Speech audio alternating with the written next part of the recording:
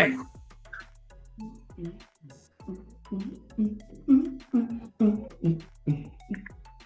Hello and welcome to Hello Wild Sports. again. Here we are. Yeah, we know it's been a while. I am in college and did have midterms, but we are back in full force, ready to bring you Back. an episode. Let's show off our outfits. If you're listening and not watching, I am in a Seattle number 10 jersey. Yep. And I am in a Phoenix number 3 jersey. This is the Just, first jersey that I've ever owned. Like, I have oh, never owned an authentic jersey before. But I felt the need just in case. And we haven't heard, for those of you that don't know that who Phoenix number 3 is, I don't know what you're doing listening to this podcast, but we are here to educate. So, that would be Diana Taurasi. And I'd have to say she's my favorite player of all time. I've been watching her for the last, well, let's see, she's 20 years in the WNBA and then, 4 years in college. So mhm. half my life, well, give or take, has involved watching Diana Taurasi play basketball. And so I thought, if there's not another season, if this was it, I wanted to have the jersey now. And if she comes back, then I I want to make it to a game that she's playing. Yeah, I saw her play. I am in Seattle number 10. If you don't know, that's Sue Bird, who is like besties with Diana Taurasi. And they played together at UConn, but don't be mistaken, we are not talking about the UConn game today. We have Hold on. we have one game we're going to talk about today. We're going to focus in on our team. We're going to focus on the Iowa Hawkeyes. And so it would seem like we should have worn Iowa apparel. Probably, but I don't know. I got As a a, couple Kate Martin jerseys I could have worn. yeah, I've got some Caitlin Clark shirts. See, I need something current. I think I Yeah, have something that's, I yeah, I want have the a couple Sydney of things that are Fulter. just, I want the Sydney mm, of Fulter sweatshirt. The one that yeah, says dog. dog. Yes. Okay. So last night the Iowa Hawkeyes, who are now 5-0, played the Kansas Jayhawks, who are now 4-1. They were 4-0 before the game. And they played at Mm-hmm. the Sanford Pentagon in Sioux Falls. I think I've played there. You've played there more than once. Yeah, it's a That cool was place. it is a cool place. What was why? It's like the Big 10, Big 12 face off. The men are doing it against someone in December, the Iowa men are. So yeah, it was just like, you know, the two conferences coming together at a neutral place. In a neutral spot. Okay, yeah, that is a nice facility. Um, yeah, they do it right up there in Sioux Falls. Yeah, and I was thinking about it. I was like, okay, South Dakota, and then we got Iowa here and Kansas here, all pretty close by, but you saw those stands. Yeah, It was all Hawkeyes. all Hawkeye Hawkeyes. fans Iowa went fans crazy. travel. Yeah, they Iowa do. fans travel. And so there's no Clark effect there. This This is is the just Iowa this is effect. Iowa, yeah. Yeah. It's been like this, ever since like they first had girls high school basketball in the state tournament like 50 years ago or whatever. Like, Right? Yeah, Iowa, we said this before, Iowa deserves a professional women's basketball team. they really do. And I'm not hearing any rumblings of that.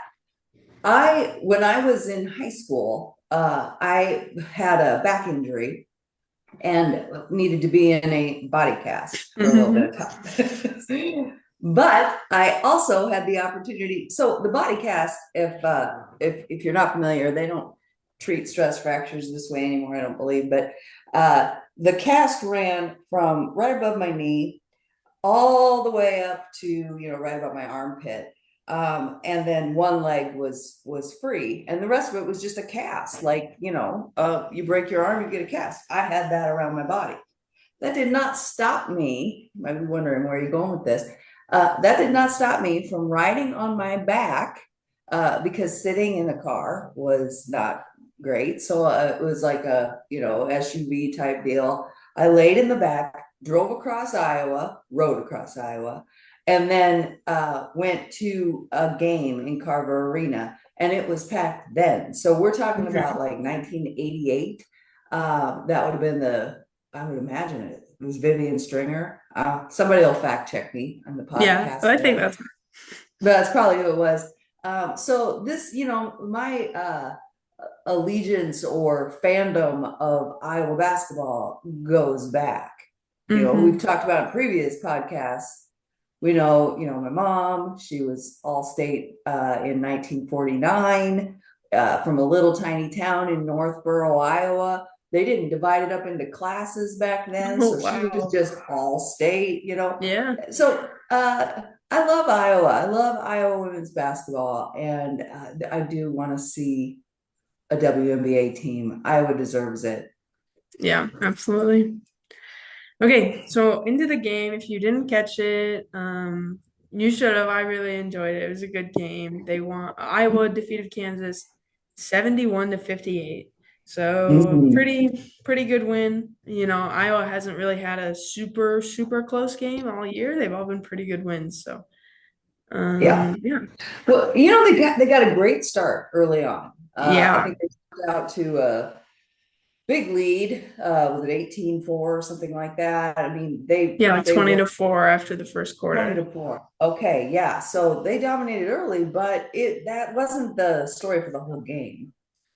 No, I think they had trouble like completely pulling away. I think it was all their offense. Like I think they couldn't get like their offense going. Like I thought their defense was there all night. Yeah, and that's what Jan talked about. Jan, I talk about Jan like Jan, Your my bestie. bestie. My Like we've met bestie. her. Yeah. I feel like I kind of know her because one of my former coworkers, you're shaking your head no? Come on, it's You like a don't one. know her. Your former coworker knows her.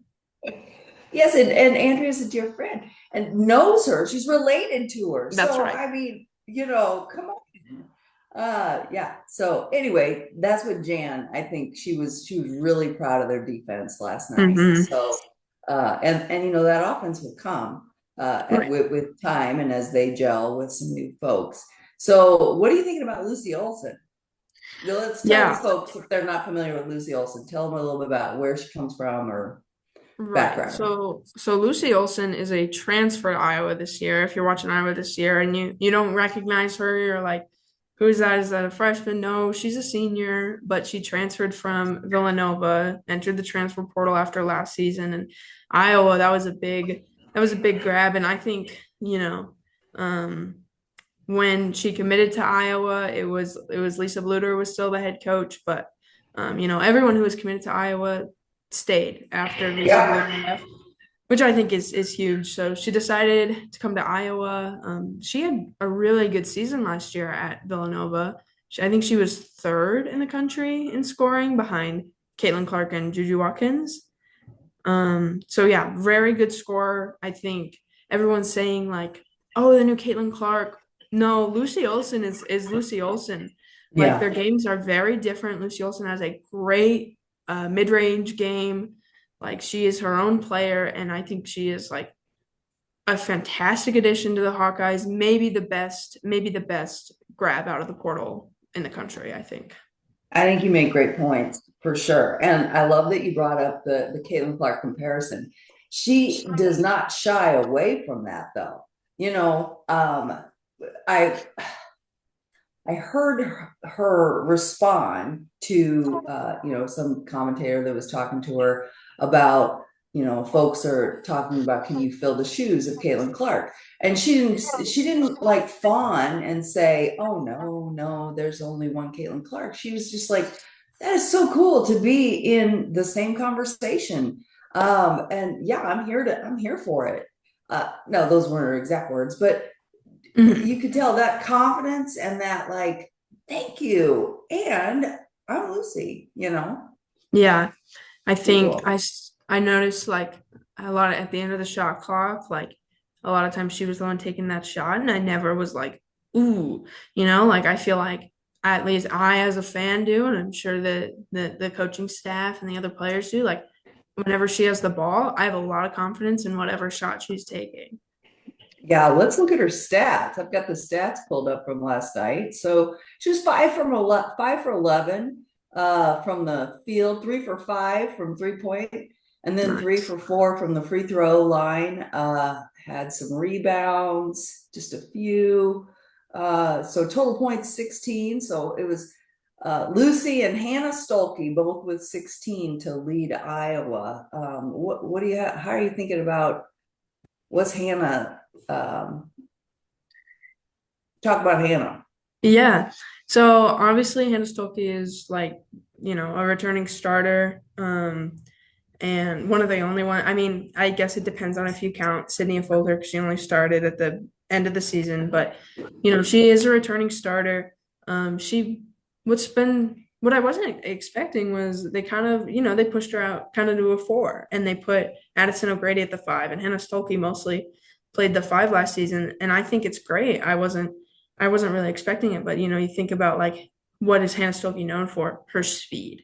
She is incredibly fast. And so I think I think it's a good switch for her position wise. I think she's going to do really well. I was really impressed with her defending guards. Like there was that play in I think it was the fourth quarter where she switched twice, off of her girl and was on a point guard and drew an offensive foul. Like Her speed. I mean, if you've ever watched any times where they've shown clips of her track career in high school, she's fast. She's just flat out fast.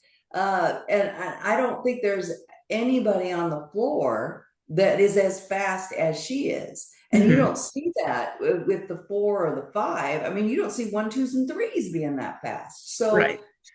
she's incredibly talented and has the speed factor. So she's going to be something to watch. Her size, I love what you just said that she's a four. I feel like that's a better fit.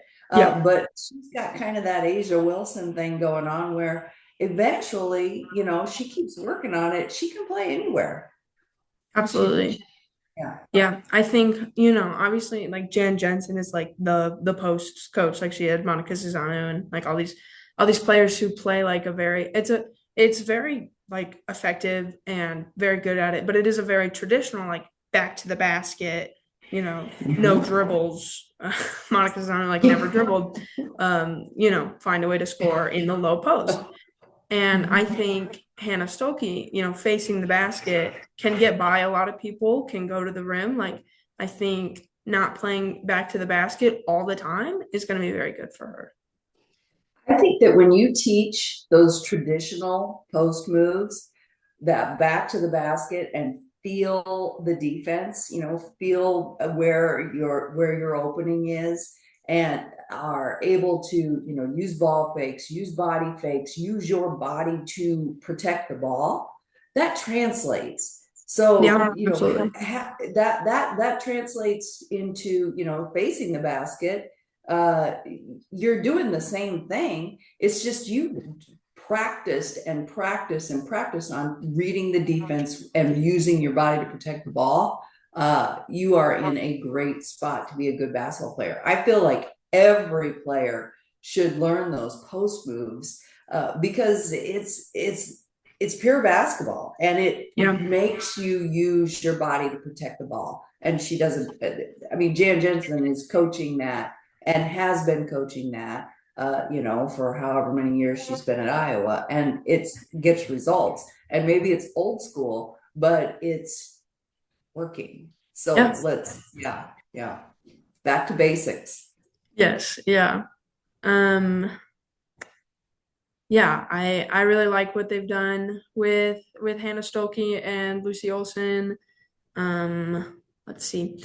Other players that are standing out to you that you like. I mean, I'll say like um I really loved how Kylie Feuerbach has stepped up. Um Yep. I think she's doing incredible. I think her impact on the game wasn't like you can't see it if you just look at at the, the box score, but I think she has stepped up. Obviously, she got some minutes like last year, but nothing like this. And, like she had a Yes. huge fourth quarter. Like she had an and one, she took a charge, like Yeah.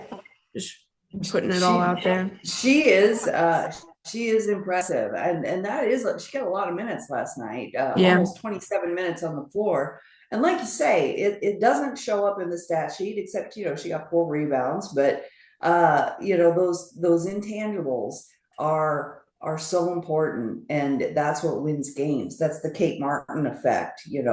Obviously Kate Martin would have incredible stats sometimes, but other times it's just presence, and it's poise, and it's knowing what needs to happen and what needs to get done, and making that big play like the charge you talked about. That's so valuable to a team. So I would agree. I would agree. I want to see. I'll tell you what surprised. I am surprised that we're not seeing more production. I know that Taylor McCabe had a big shot in the fourth quarter. Was that the fourth quarter? Yeah. She had one in the Okay. fourth quarter, one earlier in the game. Okay, yeah. And I guess I thought we might see more leadership out of her, Out of more Taylor McCabe. minutes. And so is that what's going on? Is that because Sydney Poulter is back full? What's going on? What are your thoughts? Why aren't we seeing this be the breakout year we've all been waiting for with our Omaha or our Nebraska ties, to the McCabe's? Why isn't it happening yet? Yeah, I don't know. I mean, she had, two threes in that game. She started a couple games this season, but she did not start this game. I know she had a layup, and I remember in a game earlier, and I remember the commentator saying like, "Oh, if that seemed unfamiliar, it's because that's the second 2-point field goal in her career," which was shocking to me. So she is very much, a 3-point shooter. Like, that I feel like, obviously I played against her in high school, and she did a lot more in high school. Like I just remember you had to be worried about everything. And I remember because my team, West Side, we played against them my freshman year, before I was on varsity in the state tournament. And um and I remember we had a really good player, Ella Wedegren, who went on to play Division II basketball, and Taylor McCabe broke her ankles on a drive and like went all the way in. And like I feel like we don't. I mean, it's a different level, and so we're not It's a seeing that as different much. level. It's a different But level, but that stuff can't that should translate. I don't and maybe that's just not the role. I don't know, but go on. I interrupted you. yeah, so I'm wondering if maybe they want her to be something other than just a 3-point shooter. I don't know if her role is entirely clear, but like you and I know, Nebraska Gatorade Player of the Year, she is capable of being more than just a 3-point shooter.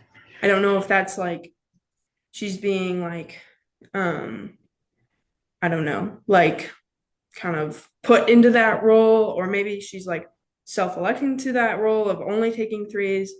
I don't really know what's going on there. I think if she can find some other ways to, impact the game, it doesn't have to be 2-pointers. If she can become not a passer like Caitlin Clark, but if she can, become a really good passer or a really good on defense, good ball pressure, stuff like that. If she can find something else that we know she's capable of bringing to the table, if she can bring something like that to the table, I don't see why you wouldn't give her more minutes. I remember last year, like after Iowa lost to Nebraska, Lisa Bluter saying, I should have used Taylor McCabe more. So maybe this isn't on Taylor McCabe. Maybe this is just on the coaches. Like, hey, you need to put her in more. Like, I don't know where the blame goes, but we want to see more Taylor McCabe minutes. I want to see more Taylor McCabe. I really do. And there's just something about being pigeonholed into just being a 3-point shooter that right. isn't gonna work. I mean, she has to be a threat, even if it's a drive and dish, but not be. And if it's on her, if she's afraid to take that drive, or doesn't feel like she has that step or whatever, then that's something they need to work with her on mentally, because she is an attack the basket. That's what I remember. She's an Right. attack the basket player that also can shoot threes. And now it seems like she's a 3-point shooter who doesn't attack the basket with any regularity. So yeah, that I think that will be a real key for Iowa going forward throughout the season, is capitalizing on the talent that she has and what she can bring along with Lucy Olson. And that's Mhm. kind of what I expected to see, was maybe the two of them up there, 1 and 2 or something, but that's not how it's playing out. Yeah, I think I saw something kind of similar when like Kate Martin went to the WNBA. Like Kate Martin in college, especially I'm just thinking of the UConn game where she like got downhill and scored like two or three times late in the fourth quarter, that helped win that game. Like she attacked the basket. She had a really nice like fadeaway, like she scored a lot around the rim. And then when she got into the WNBA, she just was more of a catch and shoot 3-pointer. And so Yeah. I think there is something to be said about going to the next level with, bigger, stronger people not wanting to attack more. But like we said, I think Taylor McCabe is very capable of contributing more. Yeah, and it is time. I mean, she's had 2 years Mhm. to adjust and to play against the best in practice. And every time she's ever gotten on the floor prior to this year, it's usually been a value add, but it's been a big three. So just expanding the repertoire there, getting into the toolbox and saying, you know what, I got to put my big girl pants on. And yeah, these girls are bigger and faster and stronger, but so is she. So she's been in the weight room Mhm. too. She's not Hannah Stolke fast, but she's quick. Yeah. Nobody's Hannah Stolke fast, so there's that. you know. Yeah. No, Well, I'm we really love looking. Taylor McCabe. We want to see more of her. That's We more than absolutely do. Absolutely. Well, I feel like we've done, the Burton Tarasi bit here with our jerseys. hmm That we make them proud. Burton Tarasi, they do their Well, we're not drinking, so no, and that's where I was going with that, are you Elaine. serious? Yes, because I was like, this is coffee, and so we're not doing the whole Diana Taurasi No, I and will Sue not Bird watch thing. their show during the Final Four. I won't either. I mean, maybe for a couple of minutes, and then uh no, they're distracting. Half the time I feel like they're not even watching the game anymore. so Yeah. so this that's their thing. Yeah. Let's see. We're a morning show. Um, Something else that I've been really pleased with is how these freshmen are playing, specifically Tegan Maligney, something like that. I don't know how to say her last name, but Tegan and Taylor Strumlow. I think first of all, Tegan has 8.2 points per game. That's really good. Wow. And I just feel like they don't play like freshmen. Like I feel like they have so much confidence and they fit in this system pretty well. They know what's going on and they just play with a lot of confidence. And so, I mean, obviously, like the more time That's they get, coaching. they're just gonna get better and better. I think that's coaching to a big extent. When you get freshmen in that don't act like freshmen, it's because they're not being treated like freshmen, and Mm, they're being treated like, we recruited you for a reason, and you can produce. And so I feel like that's another credit to Jan, just how she is such a player's coach. And I really appreciate that about her. Did you know that last night was Stolke's fifth career double double? oh, I guess I would have thought she had more of those yeah, at me this point. too. I'm surprised at that. Just a little fun fact, little Little little fun fact. data, little Here's data for this a morning. little fun fact that I really liked is that every single player that checked into the game scored. 9 Well, players checked in, 9 players scored. well, how about that? I think that's So pretty good.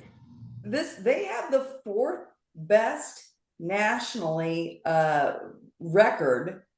They've won 114 games since 2020-2021 season. So that's 114 and 30. It's pretty good. Pretty It's good. pretty good. So we picked a great team to talk about because But there's always going to be. I have a question for you. Okay. When is Iowa going to get ranked? Oh, Why isn't Iowa ranked? because they're meaningless. It's all meaningless. No. Um, It's all meaningless until March. that's right. It's meaningless until March. And you know what? Let people underestimate them. That's fine. That's fine. Well, I don't know because we watched, we only watched the Iowa game last night, and then after it, I went to bed. I don't know about you, but they are now the only undefeated team in the state of Iowa. Iowa State lost last night. Saw that. Yeah, I saw that too. to Northern Iowa. UNI, yeah. Yes. Whoa. No disrespect, but like that's not the type of team you'd expect Iowa State to lose to. No, yeah. I don't know. I wish I could have seen that. That's Yeah, I because did. everybody's talking about Iowa State this year, and I mean we're Cyclone fans. Yep. Brother So goes there. I don't know what If you went don't wrong know. there. But Iowa's outscored all of their opponents in the paint this year, which again I think points to, and they don't have a gigantic, 6'9" person like some teams do. So again, just points to Jan's strength as a post coach and the value of getting those, points in the paint. Those are easier generally than the ones from farther away. Yeah, Addison O'Grady has really stepped up this year. I've been really impressed. Yeah. Yeah. Mhm. Well, we probably better wrap this up. Yeah. So we hope you enjoyed. If you didn't watch the game, I hope it's replayed somewhere so you can go watch it and see if you think we're full of it or you think we're right. Oh, you'll know we're right.